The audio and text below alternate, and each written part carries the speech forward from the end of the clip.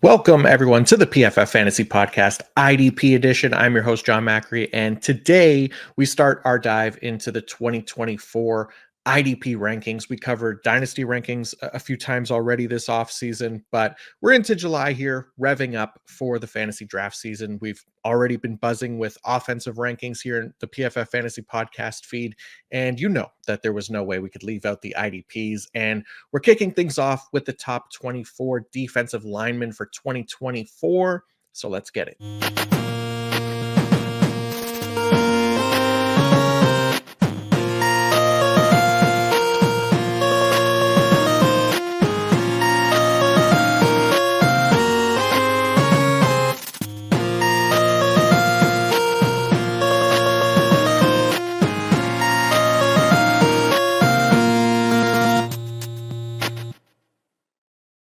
All right, folks, ranking season is in full swing as the fantasy world welcomes back our redraft contingent to prep for the 2024 season. I was going to start the rankings next week, and we were originally going to cover IDP breakouts with the man, Jay Sabby, but scheduling mix-up had to switch things up a bit. So next week, we'll focus on breakouts, and this week, we'll start our run on 2024 rankings, as we've been doing on the offensive side of the ball as well. And we're going to start with the defensive line position. Now, if you listen to the Dynasty Rankings episode for edge or defensive tackle this offseason, you'll have heard me talk about defensive line being the most important position to lock up in IDP. So I'm going to go over the why for that again. And apologies for those that listen to the Dynasty episodes and are maybe hearing me repeat myself again here. But you could skip through this part if you want, or don't, because honestly, I think it's worth hammering home again, as this information that I'm going to go through is what I think even more valuable than the actual rankings themselves. So do pay attention if you like to also kind of get a better sense of why players are ranked where they are. And for those IDP managers that want to shift their rankings around different than mine, then this will provide you the data that you should be looking at essentially, right? So before getting into that, I often use and reference a balanced scoring system here and not just tackle heavy, which is important because we do get a better distribution among the top scorers than just linebackers, which is what will happen in tackle heavy leagues, which is just kind of boring in my opinion. So for the YouTube crowd, you can see the scoring there on the screen. And also for the YouTube crowd, don't forget to like and subscribe. And for the audio listeners, one of the main differences that we're looking at here is essentially just nerfing solo tackles and assisted tackles just enough for linebackers, and pumping them up slightly for defensive line and defensive backs, and in order to kind of create the majority of where that balance is going to come from. So I have 2.5 points per solo tackle for defensive line, 1.25 for assists, and then 2 points for solo tackles for defensive backs, and 1 point for an assist. Where linebackers, it's 1.5 points for a solo tackle and 0.75 for an assist. And what you'll get, along with combining the other scoring nuances that you'll find there, is just a much better mix of players throughout your scoring and your top scorers. And in my opinion, it just allows for much more kind of strategic IDP settings, and outside of that kind of beginner's realm of just tackle heavy, which I say beginner's realm, honestly, it's fine. Like if that's the way you want to play, if you're in that stage of your IDP lifestyle, I guess, like I'm not judging. You play to however and whatever scoring settings best suit you and your leagues. But for me, like, and for those that maybe want, I guess, a more balanced value across all positions to better reflect like NFL value and also to better match with offensive fantasy football as well, then this is the scoring that I'd kind of recommend. And for audio listeners, again, who can't see the balance there on the screen, we're looking at 42% of the top 24 IDP scorers last year being defensive linemen. So that's a combination of edge and defensive tackle. 38% were linebackers and 20% were defensive backs. And again, that just kind of continues even outside the top 24 as well.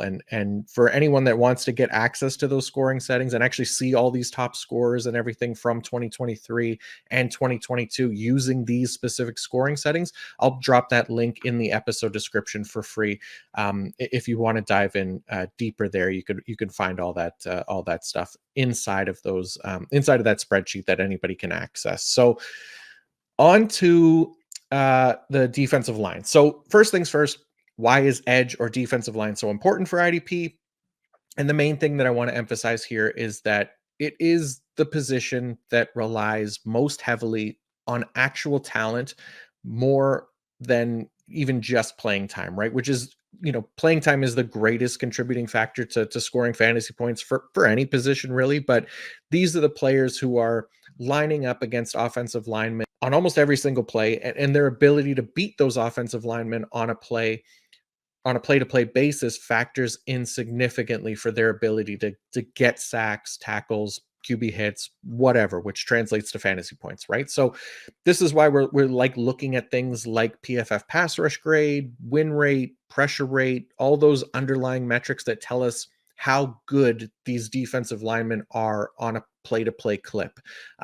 Playing time definitely important as well. It's huge for fantasy. It's huge for IDP, and it's still one of the best contributors for defensive line as well, but with more reliance on those pass rush metrics where we don't have that need necessarily for like linebacker and defensive back. So um, after just talking about that kind of balanced scoring setting and using that setting, we do also know that defensive tackle and edge fantasy points are the most repeatable year to year than any other position. So even just for stability and safety sake, these defensive linemen can be considered our top priorities in IDP drafts. So again, up on the screen there, you'll see that defensive tackle and edge points per game and total points translate year to year much better than any other position, including linebacker, um, cornerback, and safety. So edge and DL or DT, they're also the most difficult to replace in season and off the waiver wire because of this reliance on talent, on top of that opportunity as well, right? So we know that if an every down linebacker goes down, for example, we can find his replacement off the waiver wire and expect comparable production, because if they also play an every down role, then that's going to lead to fantasy production more than anything else, right? But for edge and defensive tackle replacements, they might get a similar snap share, though not as likely because teams are more likely to replace them with a committee. But also, they don't necessarily have the talent to replace the starter most of the time, which is why they're backups in the first place. So that needs to be factored in when drafting, I think, every season in IDP leagues. And again, with the focus being on balanced scoring versus tackle heavy, which definitely again puts more of an emphasis on linebacker in tackle heavy. So that does matter. Okay, last thing before we get into the rankings, and maybe the most important thing here to know heading into 2024 is a metric that I've found to be the most stable and most predictive, which I've been calling expected sacks, which essentially combines a player's playing time and key pass rush metrics in order to create an expected total based on their peers' production from all those individual metrics combined to create that expected sack total. And YouTubers will see on the screen here using the edge numbers in that image. It's the same and slightly better for defensive tackles for what it's worth. That expected sacks total is again, you know, not only the best correlator to sacks in season with a very high 0.81 correlation, a perfect correlation being a full one, but year to year, it's more stable and more predictive for the following season than win rate, pass rush grade, pressure rate, literally anything, especially over previous actual sack totals and sack rate, which expected sacks. Well, it's a 0.62 correlation year to year. So that is the best mark for any metric that we have available to us. So if you're listening to this episode and are factoring in expected sacks into your rankings, which you can access again, you can actually access the full list of edge and defensive tackle expected sacks for 2023 and 2022 in that same scoring link in the episode description. It's in the same spreadsheet, just on a different tab. You'll have now access to that knowledge that nobody else will have to provide for you in IDP. I can promise you that. So you now have a significant leg up on your competition with that knowledge alone. So with all that said, and now having a better understanding of what is going to kind of fuel my rankings here for this season, let's get into said rankings. We're going to go with the top 24 defensive linemen. And for those of you that do maybe want more than the top 24, and why wouldn't you? You can find the full article with my defensive line rankings and tiers in the episode description as well. So tier one for me, what I've kind of been calling my elite eight, kicks off with a player who will be my number one IDP overall. Again, using our preferred scoring settings, it's Las Vegas Raiders superstar Max Crosby, and honestly, after everything I just went through in regards to all that matters for IDP and stability and reliability, how could it not be Max Crosby, right? Like ranked second in expected sacks last season, which is huge. He delivered plus 17.9 tackles over expected. That was a 98th percentile mark. Led the position in total tackles with 75, also huge. And he's an absolute workhorse, right? Like he doesn't come off the field, which gives him the best floor in all of IDP, combined with that high ceiling upside, which we get from his expected sack totals being so high each and every year. So, he finished as our overall IDP one last year in this preferred scoring as well. So again, if you're just looking at the reliability of fantasy point reliability, like he's near the top again. So not too much of a question for me here at number one heading into the season. It's Mr. Max Crosby with a bullet. um, I think, maybe the only player who should people should debate at number one heading into this season, and a fair comparison for all that he provides with Max Crosby, is TJ Watt of the Pittsburgh Steelers. So another one that performed incredibly well in expected sacks. He ranked fourth at the position. He was able to outperform his totals a lot more than Crosby. He delivered 19 sacks last year compared to 13.2 expected, which could point to at least some regression. But again, with that expected sack total, ranking top five at the position, while also sharing a similar playing time opportunity as Max Watt, really another great bet here at the top. So the main thing I think that gave the edge to Crosby for me, because again, we shouldn't be looking at actual sack totals from last year, is that Max Crosby did perform better in expected sacks. So that played a part of it for me for sure. But also, Crosby has the tackle advantage. He's going to stay on the field even through minor injuries. We've seen that from him, and play something like 90 something percent of snaps every week, where TJ Watt, as we know, he does have a tendency to leave the field just a bit more if he does get banged up, which happens fairly regularly for him. So Crosby gets the edge, I guess pun intended, at one, but Watt is fairly close there at two. Okay, number three for me is a player I expect to take a big leap in 2024, and one who has already proven to be elite from an NFL perspective, but now it's about betting on that to translate to IDP as well. So it's Aiden Hutchinson of the Detroit Lions. So I talk about Max Crosby being second in expected sacks last season, which means that there was only one player ahead of him in that very important metric.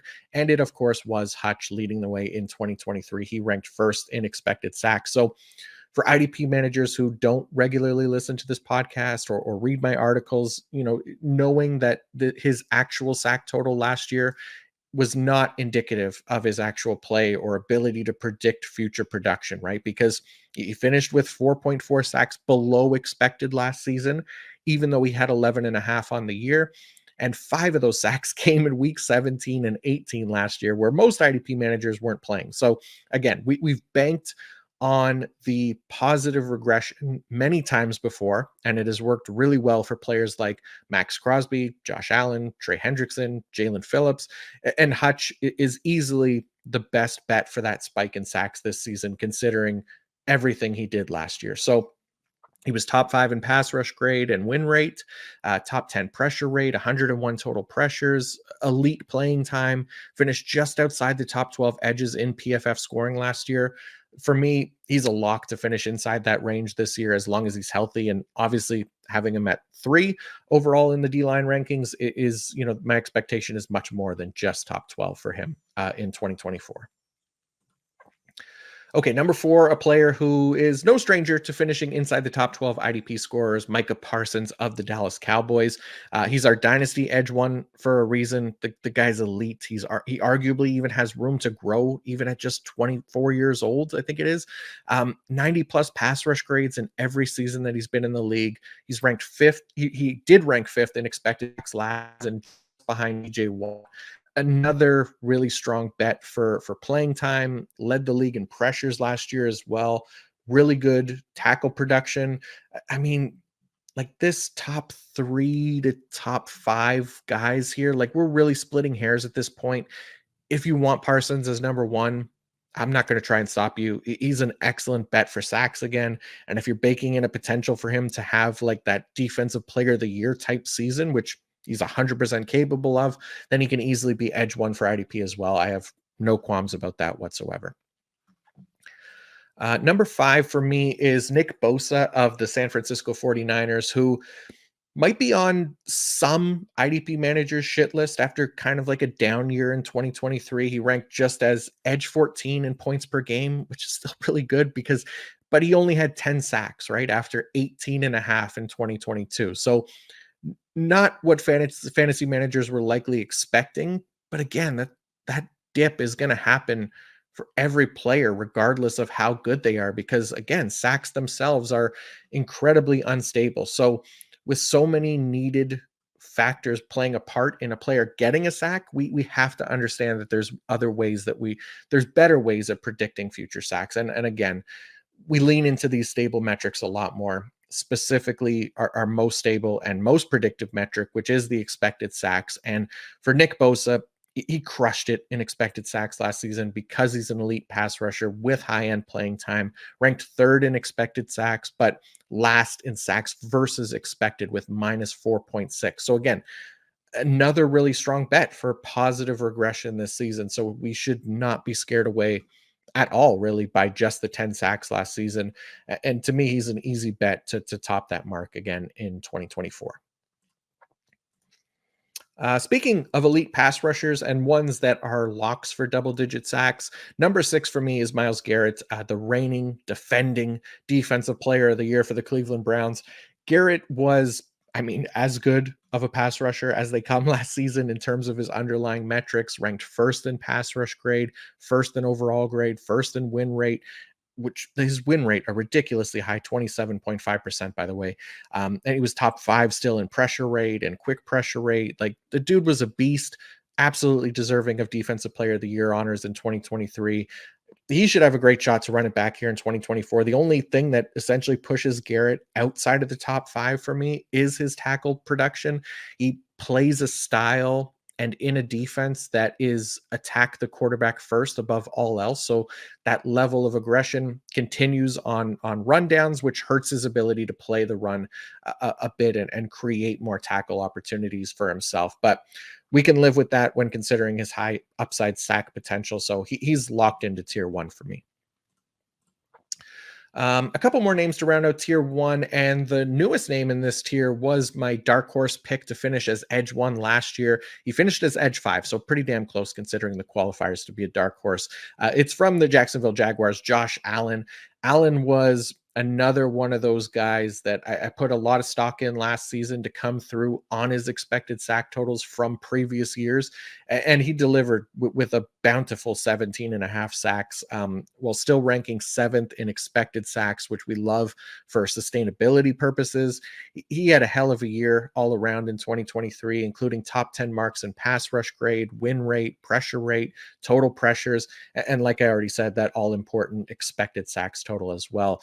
Also a really strong tackler with high-end playing time. He's a clear choice to remain among this top tier for me again this season. All right, last name in the top tier. It's Danielle Hunter, now of the Houston Texans. Hunter has pretty much always found himself in the top tier for me in IDP rankings because he's just so reliable, so consistent at the position. Even going to a new team here in 2024, leaving the Vikings, like I have no concerns about his potential to produce at a high rate once again. He ranked top 10 in expected sacks last season, top 10 in tackles versus expected, top 10 in pressures, and as a result finished as the edge 3 overall and in points per game in our IDP scoring system. So if he ends up being your first edge taken, then you should be very happy with that result and why he rounds out this top tier. Okay, moving on to tier 2 now, which essentially boils down to, I guess, expected high-end production, where not every player here has delivered before like those in tier one, but all of their metrics and usage point to them getting there in 2024. And right at the top, it's another Houston Texan, Will Anderson Jr., coming off his Defensive Rookie of the Year season in 2023. Anderson ranked among the top 20 at his position as a rookie in expected sacks, which is really a really promising mark for a year one player.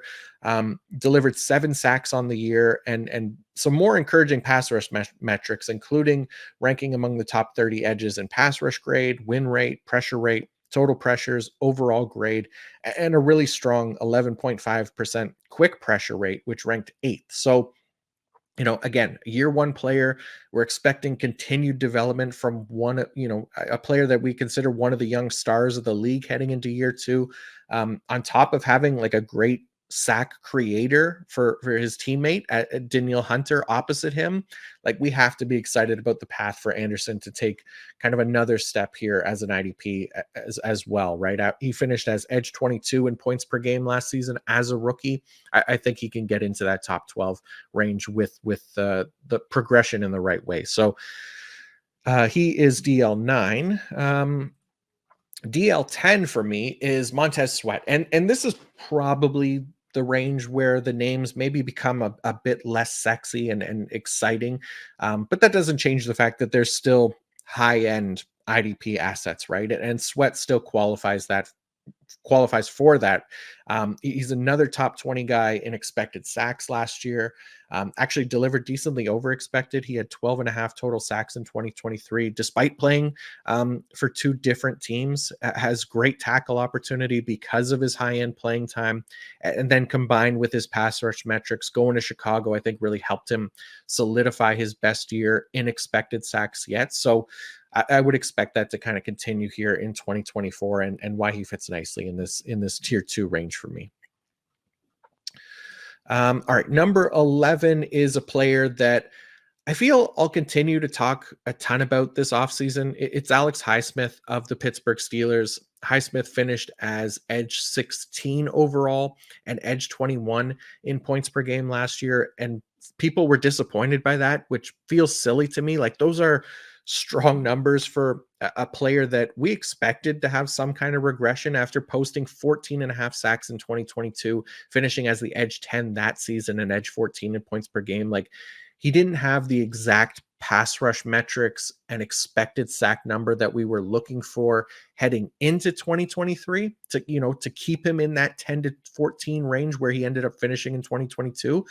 But thanks to that underrated 2023 that he just had and improving his pass rush metrics for a career year across the board, he now does have those numbers to I think back up this ranking. And Highsmith finished 11th in expected sacks this past season.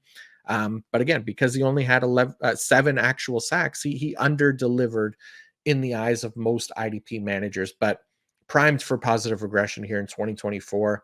Again, expected sacks tells the best story, ranking top 12 there, but he was also top 12 or top 13 in total pressures, pass rush grade, win rate, quick pressure rate this past season. And that really, to me, solidifies him among the best pass rushers in the league. And it's time for, I think, IDP managers to treat him as such as well. Also, another guy who, has a great tackle floor thanks to his playing time. And Highsmith, I think he should absolutely improve those sack totals if those stable numbers do remain stable.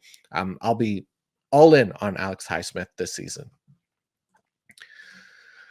Okay, first defensive tackle off the board for me is none other than Quinnen Williams, and so very much in the same vein as Alex Highsmith last season. He was coming off an insanely productive sack season in 2022, didn't repeat that total in 2023, but he set new career highs in pass rush metrics and expected sacks, which tells us that, again, he's more than capable of getting back to those 2022 production numbers where he had 12 and a half sacks instead of the 5.5 last year. Again, expected sacks matter more than all else when projecting year to year. And he was 4th in that regard with the 9th ranked pass rush grade at the position, ranked top 3 in run defense grade, overall grade, win rate, pressure rate, quick pressure rate, and total pressures. Quinnen is a freaking stud, and he needs to be drafted as such this year. If he's not your overall DT1, then I don't know who is. Like, he is the only DT from last season to have 50 total tackles and a top 5 expected sack total. Then you add in all those other metrics I just mentioned as a top 3 player. Like, he's going to be perfectly productive for IDP in 2024 and deserving of the first DT off the board and being ranked among these tier 2 edges as well. Okay, next name in the rankings is Quinnen's teammate, edge defender Jermaine Johnson. This one might be somewhat surprising to some because he's a new name to this top 24 D line ranking and wasn't here last year. But 2023 was essentially Johnson's first full year as a starter, despite it being, his second year in the league. And he was excellent right out the gate. He finished as edge 18 overall, edge 23 in points per game, had a reasonable expected sack total among the top 30 at his position in what was essentially his rookie year. Like, he wasn't, Will Anderson levels of effective as a pass rusher, which is why Anderson is ranked ahead of him, but he shares that same kind of tier because of his potential for playing time, overall improvement, and then proving that he can be a productive IDP like he was last year. And I'm banking on him kind of having like a true breakout season here in 2024 with room to grow as a pass rusher. He had encouraging numbers last year, and as a former first round pick, I'd expect him to take another step here in year 3 as well. So he's more of a projection for sure, but one that I feel decently confident about in this range. All right, DL 14 is the new New York Giant, Brian Burns. For those that have long been Brian Burns fantasy managers, we've kind of seen what he is for IDP without any real improvement or significant sign that he could jump into that top tier with the elites, but there's still time. A new team, a fresh start could really help him. He was edge 28 last year. After getting some, I think, positive sack luck in 2022, he finished as edge 5 that year. I'm expecting somewhere in between for him this season. Like, he has good but not great pass rush metrics throughout his career. But he now does go to a defensive line where he's going to get more help, and all of that attention won't be on him with guys like Sexy Dexy pushing the pocket and Kayvon Thibodeau and Aziz Ojulari on the other side. Like, it's definitely better than what he had in Carolina last year. So I could see this being a really nice year for Burns, even if I don't necessarily expect his pass rush metrics to greatly improve at this point. Like, it's possible, but maybe not as likely, I'd say, I guess. Okay, how about another really effective producer, kind of the discount Daniil Hunter in a way? It's Harold Landry of the Tennessee Titans coming in as DL 15 for me. He was coming off a torn ACL last year that caused him to miss all of 2022, and I think it was a really positive sign that he got right back to being an uber effective IDP. Finished as edge 11 and edge 13 in points per game. He was excellent for us last year, coming at a discount because of the injury, but I think that discount will be gone this year now. So you got to be able to draft accordingly here. But Landry, again, another workhorse edge who, his greatest asset probably comes from his playing time, with pass rush metrics not quite as encouraging. Last year, pass rush metrics and expected sacks, they weren't high. Just, they, despite the strong production by being on the field, I think those underlying metrics weren't as good as they should be. But again, coming off injury will tend to have that effect. I'm perfectly fine betting on Landry's volume and past production for his range, this range in drafts, because there's absolutely talent there as well. But again, one of the best bets for snaps and all around production, tackles included, after he finished 92nd percentile in tackles versus expected last season. Okay, number 16 is Khalil Mack of the Los Angeles Chargers. Now, Mack was insanely good last year. He finished as edge 4 in IDP in our IDP scoring and edge 5 in points per game. Even overall, like in terms of PFF grades, it was his best season by far since 2020. He was 6th in PFF grade overall, 3rd in run defense grade, 11th in pass rush grade, 6th in total pressures, and then he had top 12 marks in win rate and pressure rate, and most importantly was 8th in expected sacks. So He was a beast, no doubt about that, and I do feel pretty good about him maintaining that level of play, like, to an extent. I'm not fully embracing all of those numbers to remain perfectly stable, and it basically only comes down to age, right? He's entering the 11th season of his NFL career at 33 years old, which we're going to have to expect that age cliff to hit here soon. And there were definitely signs of it in 2021 and 2022, with those being kind of the worst years of his career. So I don't know what he did in 2023 to bounce back, but I'm slightly worried that whatever it was could be a short-term fix, and we might expect some regression here in 2024. So not top 5 numbers again, but more just outside that top 12, I think is reasonable, all things considered, for Khalil Mack.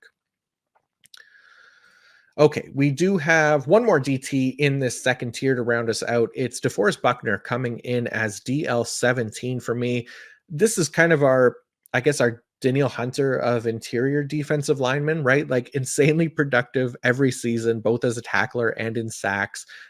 Does so thanks to high end playing time, and is also just one of the better pass rushers for his position overall. So even looking at last year for Buckner, he ranked top 10 at his position in expected sacks.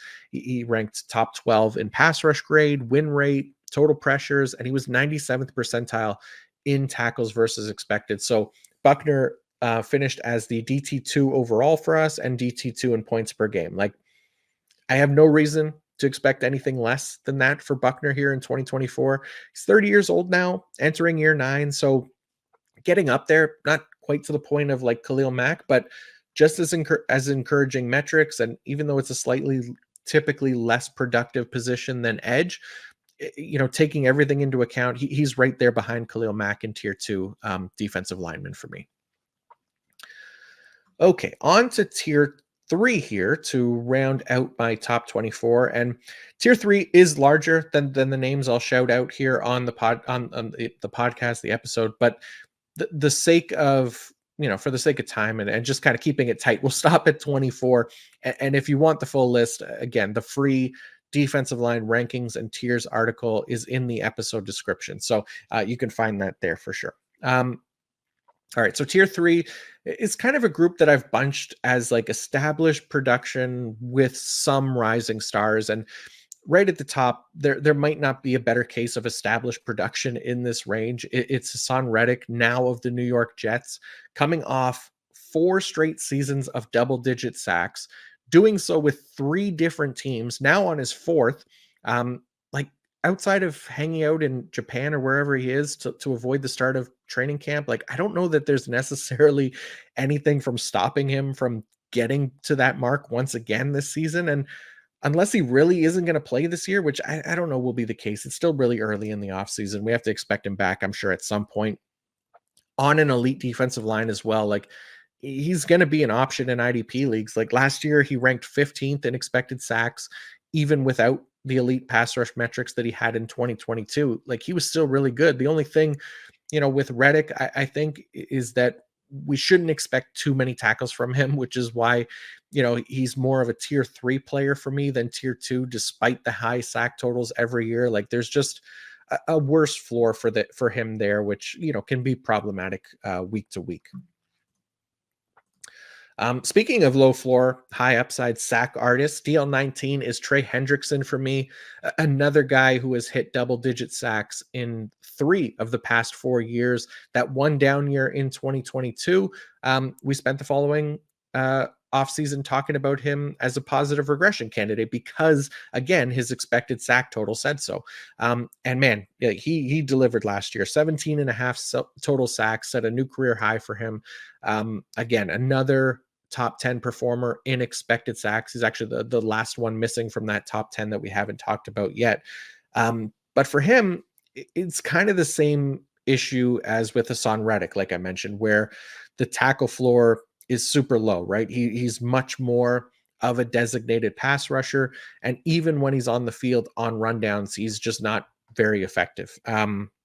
He ranked in the bottom 2nd percentile in tackles versus expected last year, negative 16.9. But again, much like Myles Garrett or Hassan Reddick, there's a trade-off to be made there when considering, the sack potential, and Hendrickson definitely has that going for him at the very least.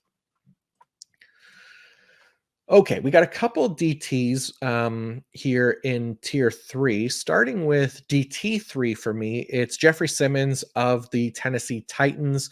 Uh, we know what we're getting from Simmons every year, right? High end producer with a strong production floor thanks to playing time. He missed time last season, appeared in just 12 games, but finished as DT4 in points per game because he has that tackle upside combined with higher end pass rush metrics that allow for sack upside as well, right? So I don't know whether you have him as DT3 or DT4 with this next guy, it makes no difference to me. The edge, was just given to consistency here in these rankings in favor of Jeffrey Simmons. And that other DT who catapulted himself into this range last year with an excellent breakout season, it's Justin Madubuike of the Baltimore Ravens. Again, if he's your DT3, then that's fine. I just probably caution about putting him much higher than that because there is going to be some expected regression baked into his projection for this season. Like, obviously, Madubuike delivered sacks in a big way in 2023. He had 13. He went on that historic sack streak of like 11 games or whatever it was to get there. So, he has good pass rush metrics, top 15-ish type numbers, but not necessarily numbers that will point to a 13 sack season again, right? Which is what we, I think, have to factor in. I don't, want to hear the argument in favor of him being as DT1 or he should be higher on this list because he had 13 sacks last season. Like, I don't want to hear that. We spent a lot of time at the top of this show and throughout really talking about what is stable and what does matter year to year, and previous years actual sack totals is not it. So please save your breath, find a better reason. Even with that, historic sack streak last year, he was DT3 in our scoring. I have him as DT4. Like, I still really like the player. I could see him coming close to that level again, more so than I can, I guess, the DTs ranked after him in my rankings. But, even with an improvement in pass rush metrics and all that, like, we could still see him not hit double digit sacks this season, something that really for this position is incredibly rare and more designated for the Aaron Donalds and the Chris Joneses of the world. And I'm just not ready to crown Madubuike in that conversation just yet. So all I'm saying is you can be excited about Madubuike, but at the same time, have to pump the brakes just a bit for a more productive season than what he had accomplished last year is all. Okay, how about another player that went on a bit of a sack streak last season? DL22 for me is Boye Mafe of the Seattle Seahawks. I wasn't overly high on Mafe coming into the year. I had Nwosu as the edge to own in Seattle, which if it weren't for the injury, he might have been. He's edge 33 for me right now, for those wondering. But like I like him just quite a bit, but tempering expectations a little bit coming off injury for Nwosu. But again, wasn't overly excited about Mafe last offseason, but he showed me a fair bit in his year two to at least feel better about him heading into year three. He ranked top 25 in expected sacks this past season, delivered pretty close to his expected sack total with 9, added some decent tackle numbers on occasion as well, finished as edge 24 on the year, and what was kind of like, similar to Jermaine Johnson, really his first full season as a full-time starter. So I think if I'm going to be excited about Jermaine Johnson, I think it's only fair to feel optimistic about Boye Mafe, even if it is to a lesser extent. Like, I think his playing time with Mike McDonald coming in should remain really strong and potentially even improve the defense. I like Mafe's chances for kind of a similar breakout here in 2024 as Jermaine Johnson. Okay, couple names left, and one of those names here at DL23 for me is another name that I just don't feel is being properly valued in IDP circles, or at least the right context isn't being provided around him when I hear people talk about him. It's Josh Sweat of the Philadelphia Eagles. So we talked about the top 11 edges in expected sacks from last year, and rounding out that top 12 now is Josh Sweat, who, again, people are going to be pissy about because he only had 6.5 sacks in 2023 compared to the 11 he had in 2022. But again, we're trusting the expected sacks if we want to win. And if you want to lose, then go ahead and chase actual sack totals from the year before. But Sweat comes into this year once again, a really strong bet for high end playing time, especially with Hassan Reddick out of town. And I know the Eagles, being an elite defensive line that they are, they have other options. They can rotate. But regardless, like, who do you think is going to lead that rotation? It's Josh Sweat, and I don't think it's close. So, based on volume alone, he is going to outproduce that 6.5 sacks from 2023. And having been a good pass rusher in this league, double digit sacks is not out of the question for him. So, just don't sleep too much on Josh Sweat heading into 2024 because he's sure to be a value where you can grab him. Okay, last name on today's list. And again, you can find the full rankings on pff.com and in the episode description. At DL24, it's Matthew Judon of the New England Patriots. He's the first player in this range, or on this list, I guess, today that's coming off any real serious injury from the previous season. So that does make him somewhat risky at this spot. But he's another one of those guys that I have a really hard time not trusting the history of production, even at 31 years old. Like, with or without Bill Belichick now in New England, I think it's fair to expect Judon to lead this Patriots defensive line group as a whole in snaps and production. Last year, he was edge 11 in points per game before his injury. Like, we don't need to put that lofty of expectations on him coming off injury, but given the length of recovery time and again, the history of playing time and production, I'm still willing to bet on him right at the end of this DL2 range. So, there's even a chance he'll go later than this if you're in drafts where, people sort by last year's top scorers, things like that. But I like Matthew Judon quite a bit for a bounce back season this year. All right, that is going to wrap my top 24 2024 defensive linemen. Thank you all so much for tuning in, and please don't forget to like and subscribe to the channel for more IDP content to come all season long. I hope you all learned something today, when talking about what matters for IDP, specifically defensive line in this episode, because in my opinion, there just isn't enough of that in the IDP world. So hopefully you took something away from that kind of barrage of numbers early on. So just a quick recap on the top 2024 defensive linemen. Number 1, Max Crosby. 2, TJ Watt. 3, Aiden Hutchinson. 4, Micah Parsons. 5, Nick Bosa. 6, Myles Garrett. 7, Josh Allen. 8, Danielle Hunter. 9, Will Anderson. 10, Montez Sweat. 11, Alex Highsmith. 12, our first defensive tackle, Quinnen Williams. Bless you, thank you. 13, Jermaine Johnson. 14, Brian Burns. 15, Harold Landry. 16, Khalil Mack. 17, DeForest Buckner. 18, Hassan Reddick. 19, Trey Hendrickson. 20, Jeffrey Simmons. 21, Justin Madubuike. 22, Boye Mafe. 23, Josh Sweat. 24, Matthew Judon. So again, thank you all so much for listening or watching. Feel free to shout questions or comments in the YouTube as well, and I'll happily get back to you. As long as that comment isn't Madubuike should be higher, he had 13 sacks. In which case I'll reply angrily, even if it doesn't come across that way. So you can find the full IDP rankings and tiers in the episode description, as well as a link to the IDP scoring, top scorers, production versus expected numbers in there as well, and on pff.com also. So next week, we'll break things up with a look at the top 2024 IDP breakout candidates with the great Jace Abbey, and then back at it after that with more IDP rankings episode for the 2024 season. So until next time, peace out.